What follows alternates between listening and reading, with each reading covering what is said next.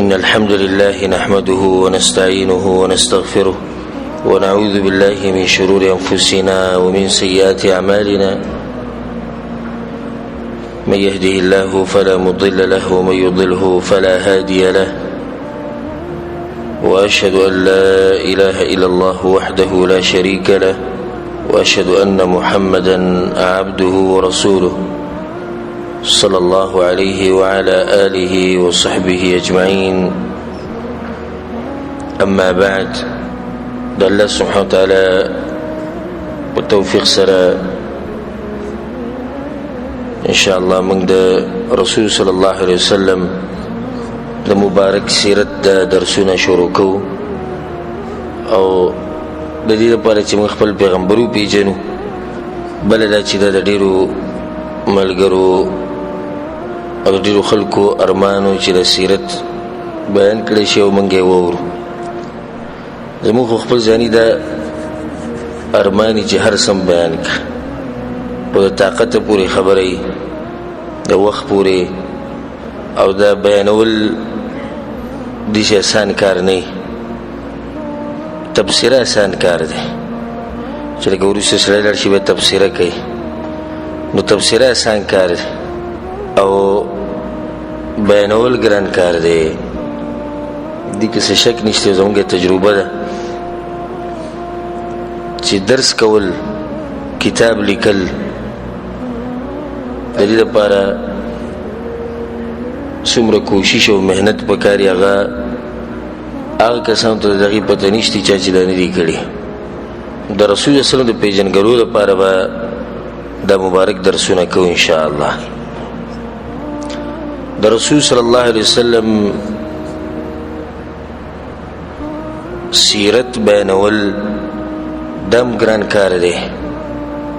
او زما په شان ګناهګار سړی به څه بیان کړي، خو موږ خپل کوشش کوو، ځکه چې د یو غټ انسان په باره کې خبرې کول دا ډېره غټه ذمهواري او داسې عام سړی نه و چې موږ د هغه په باره کې خبرې کوو. کله یو سړی د بادشاه په باره کې خبرې کوي نو ډېر احتیاط کوي، غلط څه ونه وایم، د غټ سړي په باره کې خبرې کوو نو دا بیا رسول صلی الله علیه وسلم دی، د ده په باره کې چې خبرې کوي نو ډېر احتیاط به کوي. او بار بار موږ دا خبره کوو چې کله مې یو سړی د رسول صلی سیرت بیانوي یا یې لیکي، نو یو ځای پکې داسې راشي چې سړی دا سر ټیټ کړي او قلم یې ودرېږي او ژبه یې ودرېږي او دې سوچ کې شي چې دې انسان په باره کې زه نور څه ووایم، الفاظ د سړي سره ختم شي. دومره اوچت انسان دی او الله سبحانه وتعالی دغه تزکیه کړې ده، دغه تذکره یې کړې ده چې انشاءالله هغه په روان درسونو کې به راځي. رسول صلی الله علیه وسلم تزکیه الله سبحانه وتعالی کړې ده. د رسول صلی الله علیه وسلم سیرت بیانول او سیرت اورېده د زړه غذا ده او د زړه خوراک دی او د نفس خوشحالي ده او سترګې به د مسلمان یخي،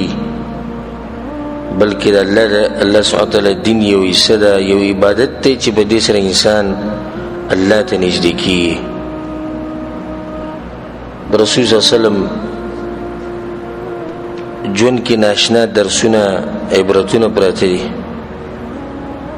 چې هغه به انشاءالله تاسو واورئ او موږ بیان کړو. د دې نه مخکې چې موږ سیرت ته ننوځو، یو څو خبرې لازم دي. اولنۍ دا چې د رسول صلی د سیرت د بیانولو فایده څه ده، نو جواب د هغې دا دی. یو څو فایدې به د ذکر کوم. اولنۍ غټه فایده چې دا یو عبادت دی، په دې باندې الله موږ له اجر راکړي، لکه څنګه چې اوس موږ لمونځ وکړو، یو عبادت موږ وکړو، دغه شان د سیرت بیانول، اورېدل، لیکل، مطالعه کول دا عبادت دی. د ډېرو خلکو دې خبرې ته سوچ نه ځي، د سیرت اورېده یا مطالعه کول دا داسې عام غوندې خبره ښکاري، حالانکې د سیرت بیانول او اورېدل، لیکل، مطالعه کول دا عبادت دی چې په دې باندې انسان الله سبحانه وتعالی ته نږدې کېږي. نو د سیرت چې کوم بیانو به په دې باندې موږ الله ته نږدې کیږو او دا به یو عبادت یې زمونږه. نو غټه فایده به کې دا ده. دویمه فایده په سیرت کې هغه دا ده رسول صلی الله علیه وسلم د انسانانو لپاره د پیریانو لپاره د ټول لپاره یو نمونه ده، یو قدوه ده چې په دې باندې خلک روان شي په عقیده کې، په عبادتو کې، په اخلاقو کې. لکه څنګه چې الله سبحانه وتعالی په قرآن کې وایي لقد كان لكم في رسول الله اسوة حسنه، یقینا ستاسو لپاره په دې پیغمبر کې ښه نمونه پرته ده. نو موږ د هغه پورې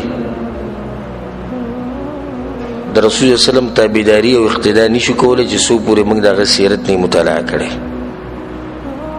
یو سړی چې ځم په پیغمبر پسې روان یم، په پیغمبر پسې، نو دا به اوس معلومه څنګه چې پیغمبر څنګه ژوند تېر کړی او هغه څنګه عبادت کړی، د هغه عقیده څنګه وه. نو د هغې دپاره بیا لازم سیرت مطالعه کوي. نو ما خبره دا کوله چې څو پورې د سیرت نه پیژندلی د رسول صلی الله علیه وسلم، نو د هغه پورې ته د رسول صلی الله علیه وسلم اقتدا او تابعداري هم نشي کولی. دا دویمه فایده شو. دریمه فایده د رسول صلی الله علیه وسلم د سیرت چې او د هغه د طور طریقې دا یو تله ده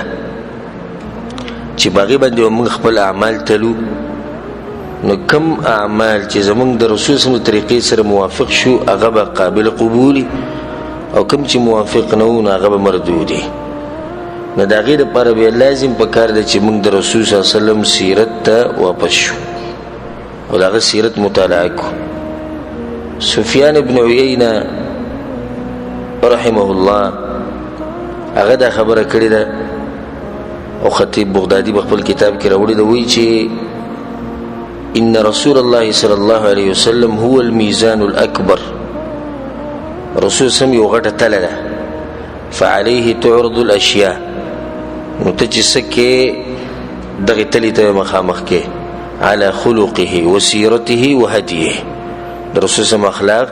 سیرت، دغه طور طریقه. فما وافقها فهو الحق وما خالفها فهو الباطل. نو چې څه سره برابر شو برې تله کې هغه به حقي، او چې څه په خلاف شو هغه به صحیح، هغه به باطلي. نو دا یو فایده ده د رسول صلی الله علیه وسلم په دې سیرت بیانولو کې چې موږ ته به د خپلو اعمالو پته ولګي چې موږ به څومره اوبو کې یو، زموږ د دینداري څنګه ده، زموږ د عبادت چې کوم روان دي دا څنګه دي، آیا دا به قبول شي د الله په در کې او که نه، آیا دا زموږ د عبادت او د ژوند د طریقې دا هغه شان دي که نه لکه څنګه چې د رسول صلی الله علیه وسلم وي. نو دا غټه فایده ده په سیرت کې او دا زموږ سره دریمه فایده شو. څلورمه فایده، ته د هغه وخته پورې په قرآن باندې صحیح نشي پوهېدی چې څو پورې تا د رسول صلی الله علیه وسلم سیرت نه مطالعه کړی. ځکه چې رسول صلی الله علیه وسلم د قرآن په خپل ژوند کې ټول راوستی دی او عمل یې پرې کوو. نو چې دا قرآن ته وې د دې ترجمه او تفسیر ګوري، د رسول صلی الله علیه وسلم سیرت ورسره ګوري، نو ته په قرآن باندې پوه شي. لکه عائشه رضی الله عنها نه چې کله تپوس شو چې د رسول صلی الله علیه وسلم اخلاق څنګه وو، نو هغې وایي کان خلقه القرآن. د رسول صلی الله علیه وسلم اخلاق څه وو؟ هغه د قرآن. په قرآن کې چې څه دي دغه په رسول صلی الله علیه وسلم کې دننه وو. نو اوس دا قرآن وي د هغې عملي نمونه هغه څوک ده؟ هغه رسول صلی الله علیه وسلم. بله ده چې قرآن کې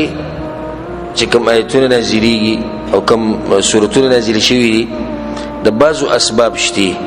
لکه د یو حادثې سره تعلق ساتي، د یو واقعي سره تعلق ساتي، یا چا د رسول صلی الله علیه وسلم تپوس کړی، دا ټولې خبرې په سیرت کې راځي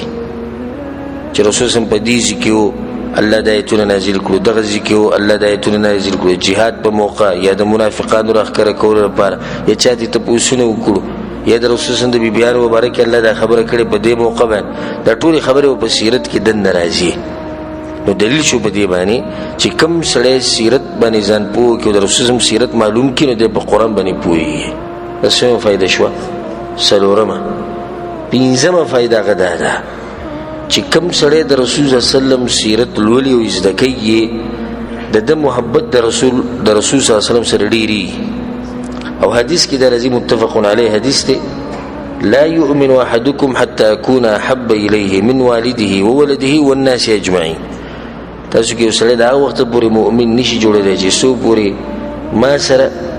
د خپل بچونه د خپل مور پلار نه او د ټولو خلکو نه زیاته مینه نه کړي چې کله دې ټولو نه د دوی سره د مینې نه زیاته مینه د رسول صلی الله علیه وسلم سره وکړه نو به ته مؤمن کامل مسلمان به. نو د سیرت چې مطالعه کوي او د سیرت چې اوري ستاسو د مینه محبت به د رسول صلی الله علیه وسلم سره غډيري او دا واضح خبره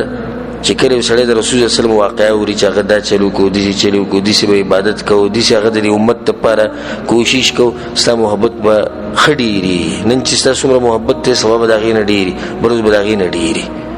نو د ایمان هغه اوچتي درجه ته ورسېدلی سیرت تلاسه د سیرت ته ور محبت به وسه ډيري چې سړی خپل پیغمبر نه پیژني نه دی به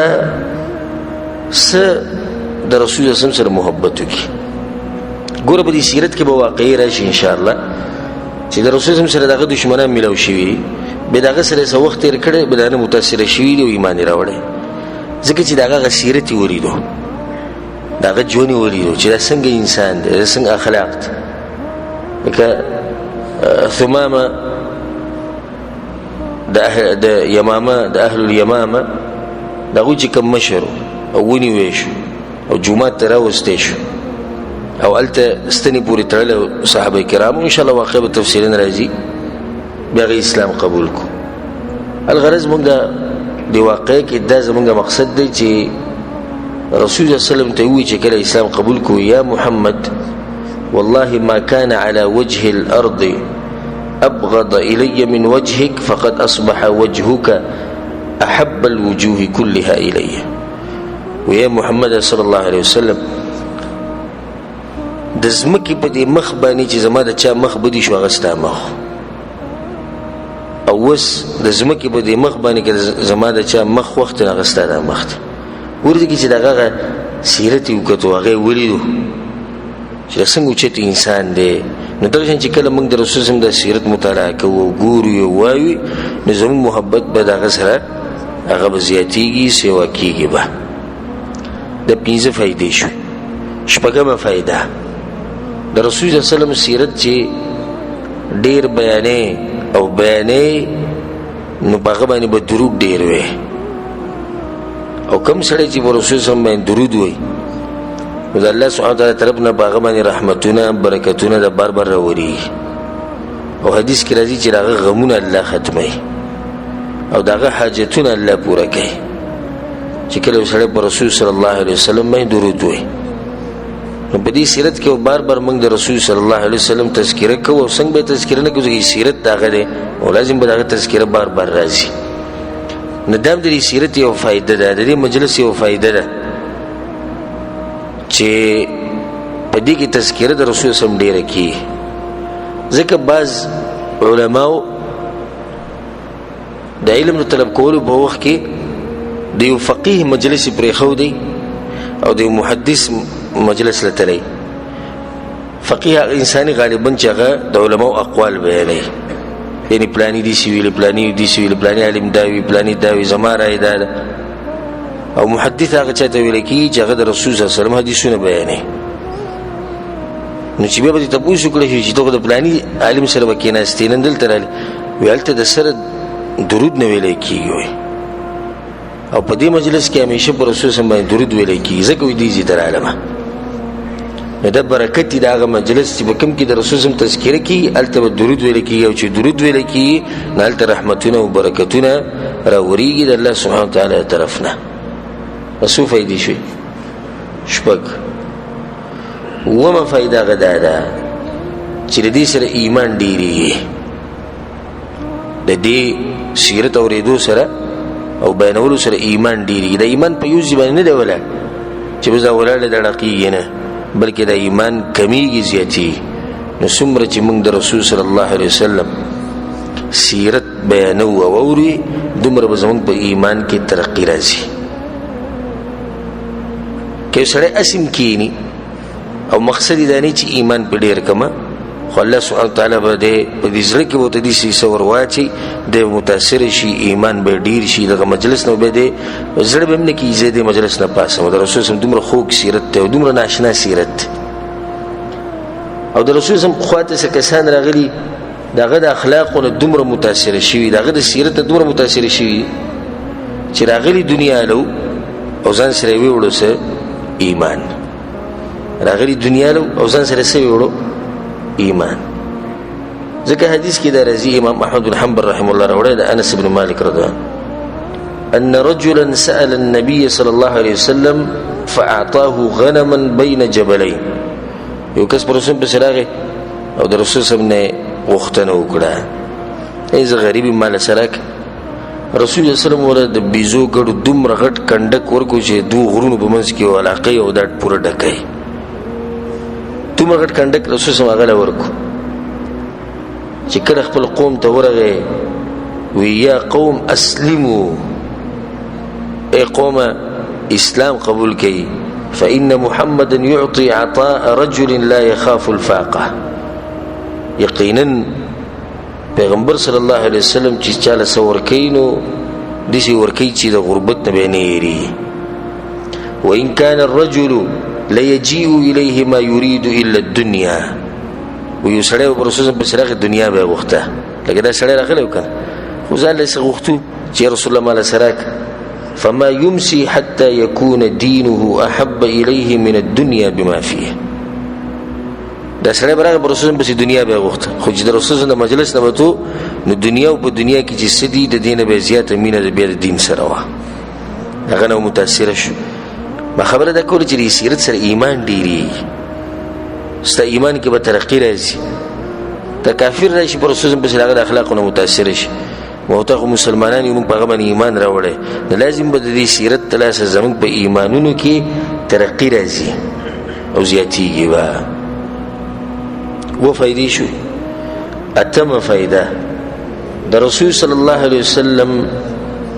سیرت بیانولو سره او اوریدو سره انسان په ټول دین باندې پوښ په ټول دین به پوښ ځکه چې دا د 30 کالو سیرت دی چې 30 کال رسول څنګه تیر کړي او دا غینه مخکیم دي خو اهم بیا کم کی چې مسائل او احکام دی او عبادت دی هغه غوړي چې رسول سم تکر نبوت میلاو شو هغه 30 کال دی د 30 کال کې رسول الله سلام د عقیده د پاره کوشش او مهنت کړي احکام او عبادت جهاد د کفار سره معاملات د مسلمانانو سره معاملات د بیبيانو سره معاملات د کورنۍ مسائل د ملک مسائل د ټولي خبرې وبدي کې د ناراضي د سیرت چې کله ته واوري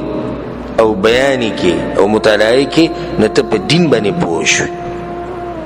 قرآن حدیث تفسیر دا ټول مسلې وبګیدل نه راځي ان شاء الله کله سعادت الله چې جون راکونو ناشنا فواید به تاسو په درسونو کې اورئ ناشنا قیمتي فائدہ در رسول سم یو قدم چې علی او چته یو لګي بغي کې یو درس او عبرتي نو دا څه فائدہ شو اته نه هم فائدہ ده در رسول سم په سیرت بیانولو کې او په سیرت اوریدو کې هغه ده چې دعوت طریقه به زده کې 30 کال رسول صلی الله علیه وسلم مسلسل دعوت کړي الله سبحانه وتعالی د آیتونو نازل کړو یا ایها المدثر قم فانذر اے صادر اچون کیا او اے کمبل اچون کیا پاس خلق وې روا وربک فکبر د خپل رب لوی بیان ک رسول الله سلام خدیجه رضی الله عنها توي ويا خدیجه ولا زمن النوم د خوب غزوانه ویلاړه د خوب او د آرام غوخ هغه لړ او هغه چې رسول الله پاسېدل د مرګ پورا هغه په دغه کوشش کې او په دغه مهنت کې د خپل رب لوی بیانول او خلک یې راول د 30 کالو سیرت چې توري د رسول الله صلی الله علیه وسلم چې دین ته دعوت طریقه نه زده کین بل به سن زده کې څنګه دعوت رسول الله صلی الله علیه وسلم مشرکانو تور کړي د رسول الله طریقه د دعوت د غوی د شبهات او جوابونه د غوی سره معاملات د يهود او نصارو سره معاملات يهود او نصارو له دعوت دشمنانو سره معاملات هغه ته دعوت خپل بیبيانو ته دعوت خپل ملګرو ته دعوت خپل قام قبيله ته دعوت ټول دنیا ته دعوت پیریانو ته دعوت دا ټولې خبرې به دې کې دننه راځي. د دې نه یو داعي خپله طریقه یې زده کولی شي چې زه به څنګه دعوت ورکومه د دین طرف ته. قرآن کې الله سبحانه وتعالی سوي قل هذه سبیلي ادعو الى الله على بصیره. ای پیغمبر ووایه دې خلکو ته چې دا زما لار ده نیغه لار ادعو الى الله، د دعوت ورکوم خلکو ته د الله طرف ته على بصیره، د علم په رڼا کې، د وحي په رڼا کې. نو غټ داعي په دې انسانانو کې غټ داعي هغه رسول صلی الله علیه وسلم دی. د هغه نه به طریقه یې زده کړې چې څنګه دعوت وکړې، ځکه چې د ځمکې به د مخ باندې غوره انسان دی او هغه انسان دی چې هغه ته د الله په لار کې سخت تکلیفونه رسېدلي. نو ډېر ملګري دا شکوې شکایتونه کوي چې موږ ته دا مشکل راځي، موږ ته دا مشکل راځي. د دې ټولو مشکلاتو جوابونه هغه د رسول صلی الله علیه وسلم په سیرت کې دننه پراته دي. هغه به انشاءالله موږ ته مخې ته راشي. دا څو فایدې شوې؟ 9. لسمه فایده دا ده چې د رسول صلی الله د سیرت مطالعه کول د دې سره به ستا چې په رسول صلی باندې کوم ایمان دی هغه به ښه مضبوطېږي. ولې؟ ځکه چې د سیرت په خپله د رسول صلی الله علیه وسلم په نبوت د نبوت د رښتینوالي دلیل دی. دې کې به د رسول صلی الله معجزې تاسو اورئ، کومې مرستې چې الله د پیغمبر صلی الله علیه وسلم سره کړي دي هغه به مخې ته راځي. داسې نور ډېرې واقعې به راځي چې د هغې د لاسه به هغه تصدیق چې کوم د رسول صلی الله علیه وسلم موږ کوو او زموږ ایمان چې کوم په رسول صلی الله علیه وسلم باندې دی هغه به ښه مضبوطېږي او ښه به ډېرېږي. دا لس فایدې شوې، د دوو پسې نورې بیانې کړو. 11مه فایده د ژوند خوشحالي هغه په دې کې ده چې موږ د رسول صلی الله علیه وسلم سیرت مطالعه کړو. امام ابن القیم رحمه الله وایي فإنه لا سبيل إلى السعادة والفلاح لا في الدنيا ولا في الآخرة. وی نشتی لار د کامیابی او د خوشحالی نه په دنیا کې او نه په آخرت کې مگر دا چې ته د رسول صلی الله علیه وسلم طریقه معلومه کې او په هغه طریقه باندې عمل وکړې. دا د خوشحالي لار ده او دا د کامیابی لار ده. نو دا غټه فایده ده په دې سیرت کې چې د دې د لاسه به الله سبحانه وتعالی موږ ته خوشحالیانې نصیب کړي او د دې د لاسه به موږ ته د کامیابۍ لاره اسانېږي. الله سبحانه وتعالی موږ ته په دنیا او آخرت کې خوشحالیانې نصیب کړي او الله سبحانه وتعالی موږ ته د کامیابۍ لارې اسانې کړي. 12مه فایده د صحابه کرامو مقام پیژندل. ځکه چې سیرت کې به ډېر واقعات راځي، تاسو به اورئ انشاءالله چې څنګه د صحابه کرامو په خپله غریبۍ کې د رسول الله سره مرسته کړې ده. که یو کمزوری دی د بدن نه هغه څنګه مرسته کړې ده، څنګه قربانیانې ورکړي. د مشر صحابي نه واله د ټول نه اخرنی صحابي چې کوم دی د هغه پورې تاسو ته به د هغوی هغه قدر او هغه مقام هغه ښه معلوم شي چې دا څومره اوچت انسانان دي د ځمکې په دې مخ باندې د پیغمبرانو نه وروسته او څومره قربانیانې زموږ د پیغمبر صلی الله علیه وسلم دپاره ورکړي دي، څومره قربانیانې دوی د دین دپاره ورکړي. داسې ناشنا انسانان. نو د دې انسانانو هغه قدر به هم تاسو ته ښه معلوم شي او ښه به ډېر شي ستاسو په زړونو کې. الله سبحانه وتعالی د دې انسانانو سره زموږ ملاقات په جنت الفردوس کې وکړي. دا یو څو فایدې په تا دی کې 12 فایدې شو. دا فایدې چې سړی واوري نو د هغه شوق ښه ډېر شي د رسول صلی الله علیه وسلم د سیرت طرف ته. بیا دا اهمه خبره ده د خلکو کې چې سړی نظر وچورلی نو د رسول صلی الله علیه وسلم د سیرت په باره کې خلک 3 قسمه دي. اولنی قسم هغه دی او دې خبرې ته اشاره امام ابن القیم رحمه الله په خپل کتاب زاد المعاد فی معرفة هدی خیر العباد په دې کتاب کې هغه دې خبرې ته اشاره کړې ده چې یا خو هغه سړی دی چې هغه بالکل د رسول صلی د سیرت نه لرې دی، ژوند تیری د خپل خېټې سره کار دی، د خپل ښځې سره کار دی، د مور پلار سره کار دی او د پټو د ځمکو سره کار دی او داسې ډېر دي. والله العظیم زه په دې خبره قسم خورم چې داسې ډېر خلک به موږ کې چې هغوی د رسول صلی الله علیه وسلم صرف نوم پیژني بس نورو ته دا پتم نشته چې پیدا شوی کوم ځای کې و، دی مړ شوی کوم ځای کې دی، د عمر څومره و، د ژوند څنګه و، دی په کوم ځای کې ورته پیغمبري میلاو شوې ده، کوم ځای ته هجرت کړی، عبادت یې څنګه کوو، د دې نه سره خبر نه دي. او دا ډېر دي زموږ په معاشره کې، دا ډېر دي. صرف ورته دا پته ده چې رسول صلی الله علیه وسلم نوم هغه د محمد صلی الله علیه وسلم بس. او دې به کې مشتي ما تاسو ته واقع او پیر بیان کړو چې نای په چاپ کې ناسومه اول ته یو انډین لګیاو ډېر غټي غټي خبرې کولې او دین په دې مسلو کې ګوتې والو په مخ نه ګیرو نه بریتو هر څه صفا کړی وو نو غټ غټي مسلې بیانول. ما ته مې ورته دومره غټي مسلې بیانې ته به دین پوهې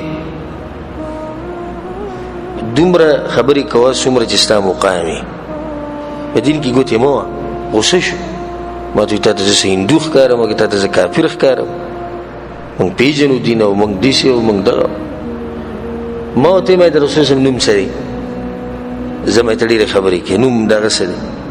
د کعبې په رب د قسم خورم چې هغه دغه شان وي، ویل هغه نوم دی الله. بیا ورته ما دا دی حل دی او فتوې لګې تا ته دا پته نشي چې ستا د پیغمبر څه نوم دی. نو بیا وایي چې د پیغمبر نوم پیغمبر دی، نو مې پیغمبر خو مطلب دی پیغام راوړونکی. دا یو انسان دی چې الله له پیغام ورکړی دی چې ته یې ورسوه د مخلوق ته، خو د ده خو خپل څه نوم به وي که نه، هغه نوم ماته نه و معلوم. نو داسې خلک ګوره په موږ کې مشتي چې هغوی له دومره دي چې صرف ورته نوم معلوم دی، نور د مخکې د سره خبر نه وي. او چې د دې نه خبر شو د رسول صلی د ژوند نه، نو ژوند به دې بدل شي. دغه دا کېدی نه شي چې یو سړی د رسول صلی سیرت اوري او په هغه باندې اثر نه کېږي. او چې کله پې اثر نه کېدو نو دې سړي ته لاسنیوه کول پکار دي، ځکه چې دې پته نشي چې په کومه درجه باندې دی چې د دومره عظیم انسان سیرت دې بیانېږي او په ده دې اثر نه کېږي. چې واوري چې د رسول صلی الله علیه وسلم لباس داسې و، نو دی خپل لباس هم بدلوي. چې واوري چې د رسول صلی الله علیه وسلم شکل مبارک هغه داسې و، دی به هم بدلوي. د رسول صلی الله علیه وسلم عبادت داسې و، دی به هم کوي. د رسول صلی الله علیه وسلم ناسته پاسته داسې و، دی به هم هغه شان کوي. د رسول صلی الله علیه وسلم غم خادي داسې و، دی به هم هغه شان کوي. لازم په سړي باندې اثر کوي. نو ما خبره دا کوله چې اولنی قسم خلک کم یو دي چې د سره پیژني نه. دویم قسم خلک هغه دي چې غلو کوي، د حد نه اوړي. نو په کوم ورځ چې رسول صلی پیدا شوی دی په هغه ورځ اخترونه، په کوم ورځ چې مړ شوی دی په هغه ورځ اخترونه، او دغه شان ماتمونه، او دغه شان د اسراء او د معراج واقعه ده په دې شپه باندې اختر او خوشحالي. دا خلک دي چې دوی د حد نه اوړېدلي دي. او موږ الحمدلله په منځ کې وو خیر الامور اوسطها، نه به د حد نه اوړي او نه به کمیږي، نه به افراط کې او نه به تفرید کې. اولنی قسم هغه دي چې د سره پیغمبر پیژني. دویم قسم هغه دي چې د حد نه اوړېدلي، کم حد چې شریعت مقرر کړی دوی د هغې نه اوړېدلي دي، نو نوي نوي کارونه یې شروع کړي، دا هم په غلطه دي. نو په منځ کې هغه خلک دي چې خپل پیغمبر صلی الله علیه وسلم د هغه سیرت ورته معلوم دی او د هغه حدود سره ولاړ دي، کوم حدود چې شریعت یې ښودي دي د هغې نه پکې مخکې نه اوړي. او د رسول صلی سره زمونږ مینه الحمدلله، او الله دې دې مینې د لاسه مونږ وبخي. د هغې دا مطلب خو نه چې مونږ د سره دومره مینه وکړو د پیغمبر سره چې راوچتو کړو الله ته یې ورسو، دا خو بیا دې کار وران کړو که نه، د حد نه واوړي. د هغه اولنۍ د سره مینه نه کوي د رسول صلی سره. دویم دومره مینه کوي چې پیغمبر یو انسان چې هغه انسان دی، مخلوق دی، هغه یې راوچت کړو د خالق سره یو ځای کړو، دوم ظلم زیاتی وکړو. نو په منځ کې هغه خلک دي چې د رسول صلی سره ښه ډېر محبت کوي، خدا وایي چې الله خالق دی او پیغمبر صلی الله علیه وسلم مخلوق دی. کېدی نه شي چې رسول صلی الله علیه وسلم د الله درجې ته ورسي، کېدی نه شي چې د الله خاص صفات هغه په پیغمبر صلی الله علیه وسلم کې دننه وي. نو دا ما یو فایده تاسو ته بیان کړه چې د رسول صلی الله علیه وسلم د سیرت مبارک کې خلک په درې قسم دي، دا اهمه فایده ده، دا سره یاد ساتئ او همیشه په دغه خلکو کې اوسئ او دغه خلک د ځان نه جوړ کړي کم چې نه افراط کوي او نه تفرید کوي په منځ کې ژوند تیروي. بل اهمه مسله د دې بعضو خلکو دا مطلب دی چې د رسول صلی الله علیه وسلم د سیرت چې مطالعه کول غواړي نو د هغې دپاره به هغه کتابونه ګوري کم باندې چې له پاسه لیکلي چې دا د رسول صلی الله علیه وسلم د سیرت په باره کې ده. داسې ستاسو ټولو په ذهن کې ده که نه؟ وایي سړی زه د رسول صلی الله علیه وسلم سیرت ګورم نو ته به ورته څه وکړه؟ د سیرت کتابونه ځان له واله. حالانکه دا غلط سوچ دی چې د رسول صلی الله علیه وسلم سیرت په دې کتابونو کې صرف دی. د رسول صلی الله علیه وسلم سیرت په قرآن کې مشته. قرآن کې دا سیرت شته کې نشته؟ شته. د رسول صلی الله علیه وسلم سیرت په صحیح بخاری کې مشته، په صحیح مسلم کې مشته. دا ټول سیرت دی کنه. صحابي رسول صلی الله علیه وسلم راغی او د سیدی سی وکړو، د سیرت نشو. رسول صلی الله علیه وسلم جمعه ته راننوتو، مونځ په دې طریقه باندې وکړو، سیرت. رسول صلی الله علیه وسلم د زکات مسله دې سی وکړه، د سیرت ته. رسول صلی الله علیه وسلم جهاد لوتو، دا د خبرې وکړي، دا د شروط بیان کړو، دا د آداب بیان کړو، د سیرت. دا ټول د سیرت کې داخلي. خو دې ډیرو خلکو دې ذهن دی چې د سیرت چې ته مطالعه کول غواړي د هغې دپاره به لازم هغه کتابونه ګوري کوم چې صرف د رسول صلی الله علیه وسلم د سیرت په باره کې لیکلی شوي. صحیح ده چې دا کار چې کوم علماو کړی دی هغوی د دې دپاره کړی دی چې د مسلمانانو ته اسانتیا پیدا شي. نو په یو مستقل کتاب کې د رسول صلی الله علیه وسلم سیرت بیان کړی. نور د رسول صلی الله علیه وسلم سیرت د په قرآن کې مشته، د رسول صلی الله علیه وسلم سیرت د حدیثو چې کوم مشهور کتابونه په ټولو کې شته. بله مسله دې نه مخکې چې سیرت درسونه شروع شي، د رسول صلی الله علیه وسلم د سیرت یو څو خصوصیات دي، خاص میزات پکې دننه پراته دي، خاص خبرې دي. اولنۍ خبره هغه دا ده چې د رسول صلی الله علیه وسلم د سیرت چې دی په دې کې ټول تفصیل پروت دی، او داسې بل یو انسان نشته چې د هغه دومره تفصیلي سیرت وي. څومره غټ خلک تېر شوي د ځمکې په دې مخ باندې سیرتونه شته، تاریخ یې پروت دی، مختصر تاریخ پروت دی. خو د دې پیغمبر صلی الله علیه وسلم هغه سیرت تفصیلي سیرت دی. کور کې دننه څنګه، کور نه بهر څنګه، دشمنانو په مقابله کې څنګه د مسلمانانو سره معاملاتو، سیاسي معاملات یې څنګه، د ملک حالات به څنګه ساتل، څه طریقې ښوولې دي، د اودسماتې پورې د ټول سیرت د رسول صلی الله علیه وسلم شته. نو دا صرف د رسول صلی الله علیه وسلم د سیرت میزه ده او خاصیت ده چې دې کې دا ټول تفصیل پروت دی. دویمه مسله او دویمه میزه هغه ده چې د رسول صلی الله علیه وسلم دا سیرت چې کوم تفصیل سره دی دغه په سند سره دی،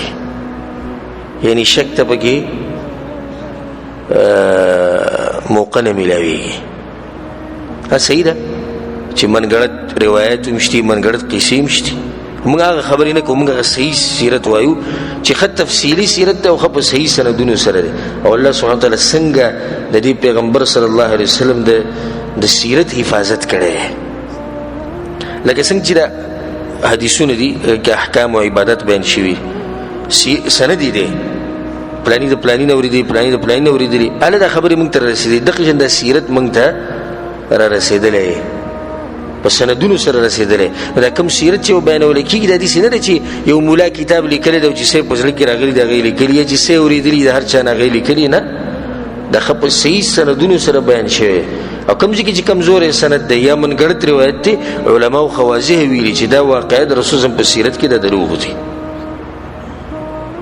نو دا حفاظت کوونکی په اصل کې الله سبحانه وتعالی دی.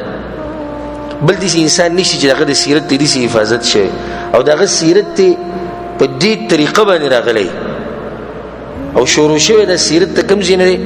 یعنی د سیرت نقل کول بیانول د صحابه کرامو د وخت نه شروع شوی، داسې وروسته نه دی شروع شوی. او بای باندې یو دلیل زما په ذهن کې اوس راغی، انشاءالله په دې سیرت کې مخکې په خپله راځي چې عبدالله ابن عباس رضی الله عنهما هغه وایي زه وړوکی وم او لاړم د خپلې ترور میمونه رضی الله عنها چې دا د رسول صلی الله علیه وسلم بیبي وه، د هغې په کور کې مې شپه وکړه او دا شپه مې وایي دې دپاره وکړه چې زه وګورم چې رسول صلی الله علیه وسلم د شپې څنګه عبادت کوي. دا اوس سیرت را نقل کوي. څنګه الله سبحانه وتعالی دې پیغمبر غ سیرت ژوندی ساتي ورفعنا لك ذکرک الله وی موږ بستا دا نوم دا بروخانه کو دا بدیسی کو چې همیشه به خلک یادې اوس یادې ان شانئک هو الابتر اے پیغمبر یقینا ستا دشمن به خیر دی کله چې رسول الله زامن وفات شو مشرکین په خندا شو دې میراث دي صرف لونه دي او زامن مړ شو نه دی به څوک یادې الله وی دوی ته وایي چې تاسو دي چې تاسو به څوک نه یادې تاسو به خیر دی نه هغه پیغمبر صلی الله علیه وسلم چې داغه زامن په وړوکوالي کې مړ شوی او پاتې شوی صرف لونه وي داغه تذکره الله سبحانه وتعالی دې څه چته کړه چې کوم ذکر الله نو مغسته کی نو خو کې اوس د رسول سم نوم راشي دې باندې تو ګره چې الله نو راشي د رسول سم نوم بګرای د شم په نور د عبادت مقامات تی چلته د نمونه یو ځای راشي او هغه مشرکان د مکی مشرکان چې دغه لس زمانو دیو کس او پنځل زمان به پنځه زمان به اته زمان به الله سبحانه وتعالی دغه تذکره او نوم او نشان او هر څه ختم کړي ما خبره دا کولی چې الله سبحانه وتعالی څنګه ساتل دی پیغمبر صلی الله علیه وسلم د سیرت چې عبد الله ابن عباس یو معشوم شپکه د خپل ترور کړه صرف د دې لپاره چې زه دا وګورم چې رسول الله صلی الله علیه وسلم د شپې عبادت څنګه کوي بدل ته د فائدې لپاره یاد ساتي دا خبره چې یو خود احکام مسائل او د عبادت او د مسائل لکه د منځ د زکات او نور عبادت چې په دې کې علما په سند کې ډېره سختی کوي لکه کمزور سند قطعا نه قبليږي او چې قبلي د پر خپل شروط دي چې زموږ دا اوس موضوع نه ده او د سیرت په واقعو کې او روایتو کې علما لګه اسانی کوي نو په دې کې به دومره سختی نه وي اوس یو واقعه درغلي د رسول په سیرت کې علما بیان کړي د معمولی غونډې کمزورتۍ په سند کې شتي نو علما د کمزورتۍ ته بیان ګوري نو اوس مونږ کې دي په سیرت کې مونږ بیانوم دي سی واقعي چې بعض علما باغی باندې جرح کړي چې دې په سند کې دا مسله شتي خو بیان یې کوي چې جمهور العلماء بیانې غالبا علماء بیان دا نه چې سبا له سره را پاس چې تا چې ابو لس کما خبرو کړه هغه سند کې دی سند کې دی د دې په سند کې به دومره سختی نه کوي لکه څومره چې نور مسلو په دې اسانیدو کې سختی کوي دا فائدہ د سره یاد ساتي د دې بعضو خلکو د سی مثال لکه د مچ سجل کوي په ګندګۍ کې نه چې ته خزي ته نه شي نو دا یو سره به ستا ګنټه درس یا درسونه به ووري دا غینه به یو مسله راو بس نه خیر دا مسله کمزوري بیان کړي او غسمره چې فائدې دی هغه ټولې به هغه به پری دې سني کول پکار د سیرت په سندونو کې علما اسانتیا کوي چې خیر د سیرت مسائل دا خو نه چې عبادت مسله تی جوړي یا عقیده سره ټکراو خورینه خو سیرت کې واقعا راغلي اگر که معمولی په سند کې کمزورتي یو هغه چې منګړت روایت هغه بالکل نه قبلي دروغي سوچا یو هغه چې معمولی کمزورتي ای به د سیرت شروع کول مخ کې اخرنی خبر هغه ده چې موږ چې کوم سیرت بیانو پدې کې یو څو میزات یعنی خصوصیات اولنی خبره چې دا سیرت موږ د الله په توفیق سره خو واضح بیانو او خو په اسانه لهجه کې او په اسانه جبه کې دې لپاره چې مسلمانان وروڼه خويندې د ټول به پوښ بس خلک خصوصا بعض علما مسره بتو کیتا چې د پلانټ کې ویل او ته چې پلانې خبره کړې ده د پښتو په جبه کې نشته د پښتو د قواعدو خلاف دي دغه موږ شکریا ده کو خو بیا دا چې بعض زینو کې قصدن هغه ټکی سره وی چې هغه مشهوري په معاشره کې اگر هغه د پښتو جبه خلافي د دې لپاره چې مقصد زمونږ دی چې تخپل جبه نه خایو چې زمونږ لغت وینه او زمونږ فصاحت وینه مقصد دې د مخامخ سره چې کوم ناس ته د دې دماغ ته د خبره ورچول او د دې زړه ته د خبره ورچول نو ان شاء الله د سیرت به حتی الوسع په آسان او الفاظ کې او په واضح طریقې سره بیانول الله په توفیق سره دویمه مسله په دې سیرت کې به ان شاء الله منګړت روایت تاسو نه اورئ نو کوم سیرت چې به بیانوم زه د الله په توفیق سره دا به هغه سیرت چې د دې سندونه به صحیح ان شاء الله او منګړت قصې پالتو قصې داسې خبرې چې د عقیدې خلافي د منهج خلافي د سلف او د منهج خلافي د سلفیت خلافي اب ان شاء الله دغه سیرت کې نه ها دا فائدہ برته بیانومه چې په دې واقعي کې بعض خلک داسې قسمه قصې کوي خدا منګړتي هم تاسو د علم زیاتولو لپاره بیانو چې تاسو ته پته ولګي چې خلک دلته دا قصه کوي خدا دروغ ده لکه مثال اسی مثال رسول الله صلی الله علیه وسلم د هجرت واقعه دا راځي ان شاء الله نبی هغه غار کې ناس درې ورځې نبی بعض علما دا خبره کوي بعض کتابونو کې شتي چلته بیا جولا راغو او کوتر رالو التغیږي واچولیو دا غي دلته بیا مشرکان چې له غوې دلته وسوک نه دا منګړت خبره به سند خبره نو دې څه قسمه فائدہ به تاسو ته بیان چې دې کې خلک دا قصې کوي خدا منګړت ځکه ګور عقلوم دا وای الله سبحانه وتعالى د خپل پیغمبر حفاظت کړي د بدغه ذکر او د ابوبکر صدیق رضی الله عنه نو ناشنا خبره خدای ده چې الله د غوی حفاظت کو او د غوی د غار ښکارو په دې کې څه تعجب دی چې هغه پټ دی او الله حفاظت کړي په دې کې څه تعجب شته او بیا غار پټ دی نو هغه ته نخ کاری کړي خو چې غار کولاوي او غوته نه ښکار شي دوز الله سبحانه وتعالى ناشنا طاقت دی درېمه خبره په کوم ځای کې چې هم منګه سواقع بیانو د رسول الله د ژوند څخه خبره کو دا غینه به یو درس او عبرت او فائدہ هغه لازم بیانو ځکه چې د سیرت د دې لپاره زنه بیانوم چې خلک زما صفاتو کې او نه دې لپاره بیانوم چې مال به څوک څه دنیا راکې او نه دې لپاره بیانوم چې تاسو نه پېچاندې علم او نه دې لپاره بیانوم چې زما شهرت وشي نه دا چې زه بیانوم صرف محض د الله سبحانه وتعالى راضي کولو لپاره او د دې لپاره چې موږ د سیرت په خپل ژوند کې راولو دا غیر لپاره به لازم دی چې کوم ځکه موږ سم مسله بیان کو دا غیر به یو فائدہ راو باسو چې دې مسله کې دا فائدہ ده څلورمه خبره ان شاء الله زما طریقه به د سیرت بیانولو کې چې کوم ځکه هم څه خبره موږ بیان کو په سیرت کې ناغه بیا پتل کې اچو یو طرف ته د رسول الله سیرت او بل طرف ته زمنګ وسنه حال دې موازنه وکړو چې موږ څومره وبو کیو د دې نه بغټه فائدہ موږ ته ملوي پنځمه خبره زه په زیبه د عقیدې مسلې ته اشاره کوم او زه په زیبه د عبادت او احکام او دې طرف ته اشاره کوم او ان شاء الله د الله په توفیق سره اگر کدا د دې سیرت ختمه ده چې په کوم ورځ رسول الله وفات شو دا به د سیرت اخرنه درس چې رسول الله وفات شو بیا په مدینه کې څه احوالو دا وخت پورې پتن شي ژوند دی به مړ به کو چرته الله غزي ته ورسول او دا سیرت پوره شو نو ناشنا فواید ناشنا حکمتونه ناشنا درسونه ناشنا عبرتونه دا به ستاسو په خوا کې دا به ستاسو مخې ته خپ اساني سره تاسو دا غینه فائدہ حاصل ورشي الله سبحانه وتعالى موږ توفیق راکړي چې دا سرته ورسو او الله سبحانه وتعالى موږ توفیق راکړي چې په دې سیرت باندې عمل وکړو د عربو دینی حالات د جاهلیت په وخت کې او دغه شان د عربو اجتماعي حالات د جاهلیت په وخت کې او دغه شان دغوی